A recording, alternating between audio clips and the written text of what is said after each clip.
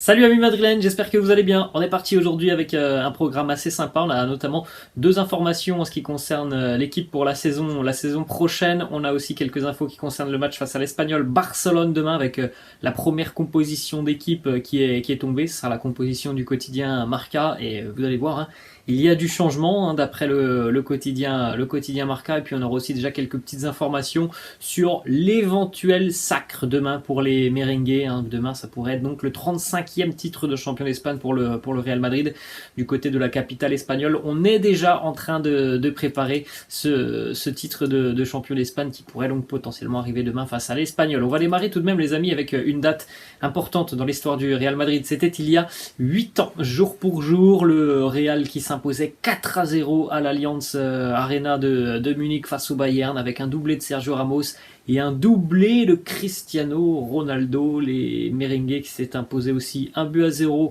sur le match aller et qui venait donc tout simplement de sortir le tenant du titre avec un score cumulé de 5-0 sur les deux rencontres. Les Madrilènes s'étaient donc qualifiés pour la finale de la Champions League qu'ils allaient évidemment remporter face à l'Atlético Madrid. On continue les amis avec les une des quotidiens madrilènes et on a déjà la première bonne nouvelle. Le quotidien AS qui titre Modric para siempre, Modric pour toujours. On en parle régulièrement sur la chaîne. Le Real a un pacte avec Luka Modric. Alors premièrement, deux informations dans ce pacte. Il va y avoir une prolongation de contrat pour Luka Modric. Ce n'est plus qu'une question de jours ou alors de semaines. Ça va se faire très prochainement pour Luka Modric. Prolongation d'1 an pour l'international croate avec possiblement une année de plus en option. Donc Luka Modric qui pourrait continuer avec le Real Madrid jusqu'en 2024. Et on a donc le quotidien AS qui nous dit Modric pour toujours parce que du côté du Real Madrid, lorsque Luka Modric aura pris la décision de prendre sa retraite, le club madrilène lui offrira la possibilité de rester au sein de l'organigramme du club, peut-être de travailler avec les jeunes, peut-être d'intégrer le staff. En tout cas, il y aura un poste pour Luka Modric à la fin de sa carrière, dès lors qu'il souhaitera prendre sa retraite. C'est pas prévu pour le moment, mais en tout cas, du côté du Real, on est d'ores et déjà prêt à offrir un poste à Luka Modric à l'issue donc de sa carrière de footballeur. Ensuite, on enchaîne les amis avec la une du quotidien Marca. C'est la deuxième grosse information et la deuxième bonne nouvelle côté madrilène, le quotidien Marca qui titre un fichaje con cabeza, une signature avec la tête côté madrilène. C'est quasiment officiel. On attend donc une officialisation qui devrait arriver à l'issue de la saison. Mais voilà, tous les médias et tous les journalistes l'annoncent. Antonio Rüdiger, c'est fait avec le Real Madrid. Vous avez par exemple Fabrizio Romano, célèbre journaliste italien qui l'annonce hier. L'accord a été trouvé entre Rüdiger et le Real Madrid. Il va signer dans les prochains jours son contrat et on précise bien, ça sera officiel à la fin de saison. Il va signer dans quelques jours, mais l'officialisation, elle sera effective à l'issue de la saison. Voilà un petit peu ce que ça va coûter au Real Madrid, Antonio Rüdiger. Donc contrat de 4 ans pour Rüdiger jusqu'au mois de juin 2026 avec les merengues. Donc le montant du transfert, il aura un salaire d'à peu près 9 millions d'euros net par saison, une prime à la signature de 8 millions d'euros et 15 millions d'euros de commission donc pour les personnes qui sont intervenues au cours de la réalisation de ce transfert. Donc au total, l'enveloppe à peu près, c'est à peu près 60 millions d'euros le transfert d'Antonio Rüdiger sur 4 ans. On parle bien sur 4 ans du côté de Madrid. L'enveloppe transfert plus salaire plus commission sur 4 ans, ça doit être à peu près 60 millions d'euros. Donc voilà pourquoi c'est une signature avec la tête, parce que c'est évidemment un énorme coût réalisé par le Real.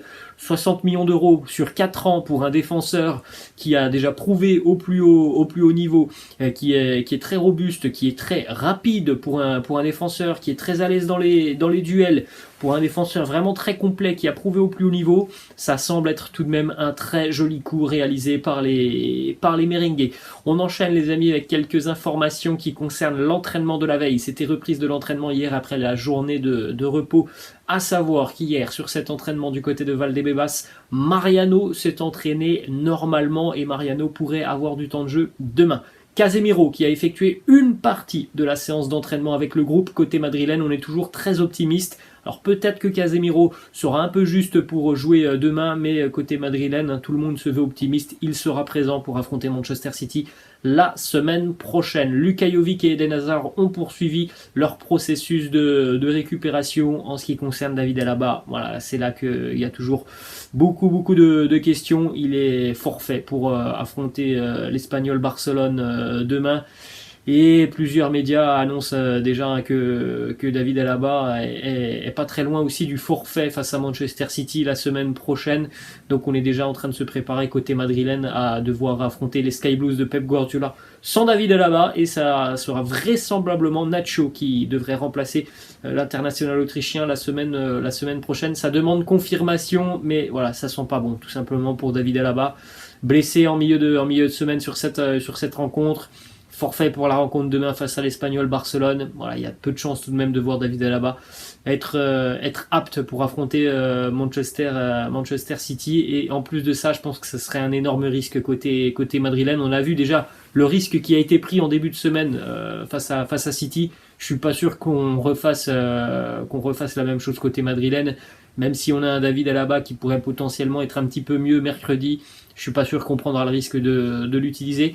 On enchaîne les amis avec la composition d'équipe demain pour affronter l'Espagnol Barcelone, composition d'équipe du quotidien Marca, et là vous pouvez le constater, c'est une équipe expérimentale, c'est une équipe que l'on n'a pas du tout l'habitude de voir. Il y avait déjà eu des changements face à Osasuna, mais alors là c'est quasiment 11 changements côté madrilène. On aurait André Lunin dans les buts, Rafa Marín, Jesus Vallejo en charnière centrale, Lucas Vázquez à droite, Marcelo à gauche, Isco, Camavinga, Ceballos au milieu de terrain, Gareth Bale qui ferait son retour donc sur le poste d'ailier gauche, Mariano Diaz au poste de numéro 9 et Asensio côté droit. Donc voilà, on a quand même énormément de changements dans cette équipe. Et moi personnellement, je vous ai donné mon avis. Je suis plutôt favorable à tous ces changements côté madrilène. Je pense qu'avec cette équipe, tu es capable de faire un résultat face à l'Espagnol Barcelone. Et je pense que ça serait une très bonne nouvelle de reposer quasiment tous les cadres avant d'affronter Manchester City. On a une déclaration d'un joueur qui a connu plus de 10 ans le Real Madrid. Il a fait sa formation au Real, il est passé aussi par les catégories jeunes du Real Madrid. Raúl de Tomás, qui sera demain l'attaquant vraisemblablement de l'Espagnol Barcelone, qui nous dit: toute autre chose que perdre samedi pour nous, ça serait parfait. Un match nul serait bon pour le Real, mais aussi pour nous. Nous sortirons en voulant gagner, mais si nous ne pouvons pas, un match nul serait parfait. Voilà, on a cette déclaration, on a l'impression que demain, le nul pourrait arranger tout le monde du côté du Bernabéu. Alors évidemment, côté madrilène, on va tenter d'aller chercher ce titre en beauté, mais on a une équipe de l'Espagnol qui vient complètement libérée, qui n'a plus grand chose à jouer sur cette fin de saison. Donc je pense que voilà, demain, s'il y a match nul, si on est à un score de 1 partout par exemple à la 70e, je suis pas sûr qu'on va prendre trop de risques côté Real, et je suis pas sûr qu'on va prendre trop de risques du côté de l'Espagnol Barcelone. On continue les amis avec ces informations en ce qui concerne les célébrations du titre demain. Alors évidemment, en cas de titre, on le rappelle tout de même, c'est pas encore fait, il ne manque qu'un point au merengue, donc on peut raisonnablement penser que le Real est en capacité de prendre un point demain face à l'Espagnol, avec tout le respect que l'on doit à l'Espagnol, même si les merengues alignent une équipe remaniée demain, on peut penser tout de même qu'il y aura un point de prix donc par le Real. Donc quelques petites informations sur les célébrations qui sont prévues demain du côté de Madrid au Bernabéu, mais aussi au centre-ville de Madrid. Juste avant le match demain face à l'Espagnol, on aura la présence sur le terrain de l'équipe U18 du Real, les Juvéniles A, qui seront présents pour présenter le trophée de la Copa del Rey qu'ils ont remporté très récemment. D'ailleurs, c'était face à l'Espagnol Barcelone. Donc on aura la possibilité demain de voir l'équipe première remporter un trophée face à l'Espagnol Barcelone. Les U18 l'ont fait il y a quelques jours. La Plaza des Cibeles demain qui s'apprête déjà à recevoir des supporters madrilènes. Tout ça, ce sont des images d'un précédent titre du Real. Donc regardez un petit peu toutes ces images. Et puis on aura aussi donc vraisemblablement une petite parade en bus impérial pour les joueurs madrilènes à l'issue de la rencontre. Vraisemblablement les joueurs qui célébreront le titre sur la pelouse du Bernabéu, puisque le trophée sera remis demain. On n'attendra pas la 38e journée. Et puis on ira aussi du côté du centre-ville, place de la Cibeles, pour mettre le foulard sur la déesse, comme vous le voyez sur cette image, le foulard avec évidemment le logo madrilène. Voilà les amis, ce que l'on pouvait dire de cette célébration du titre demain, en cas de titre évidemment. On continue avec une petite vision de Carlo Ancelotti. C'était au mois de juin 2021 lors de son retour. Carlo qui nous disait: Benzema doit marquer 50 buts et non pas 30. Vinicius doit beaucoup plus marquer. Benzema en est cette année à 41 buts. Il reste encore 6 matchs, potentiellement 7 si le Real se qualifie pour la finale de la Ligue des Champions. Donc il sera pas très très loin des 50. Peut-être qu'il les atteindra même. Donc voilà, Carlo Ancelotti qui avait vu juste, avec un Benzema qui marque encore plus et un Vinicius qui a énormément progressé cette saison. On va terminer les amis avec cette petite question de fin pour vous. C'est une question qui a été publiée hier sur le site Marca. Est-ce que vous pensez que Karim Benzema serait le meilleur buteur du club cette saison si Cristiano avait effectué son retour au Real la saison passée, comme ça avait été évoqué pendant le mercato estival? Il y avait des rumeurs qui annonçaient un retour de Cristiano du côté du Real. Laissez-moi en commentaire ce que vous en pensez. Les amis, j'espère que ça vous a plu. Moi je vous laisse. Petite précision, demain on n'aura pas de vidéo avant match. On se retrouvera juste pour le débrief de cette rencontre entre le Real et l'Espagnol Barcelone, donc aux alentours je pense de 18h, un petit peu plus tard peut-être que 18h. Voilà les amis, la fin de cette vidéo, j'espère que ça vous a plu. N'hésitez pas comme d'habitude à lâcher un petit pouce bleu, n'hésitez pas non plus à vous abonner à la chaîne. Je vous laisse, je vous dis à la prochaine, ciao.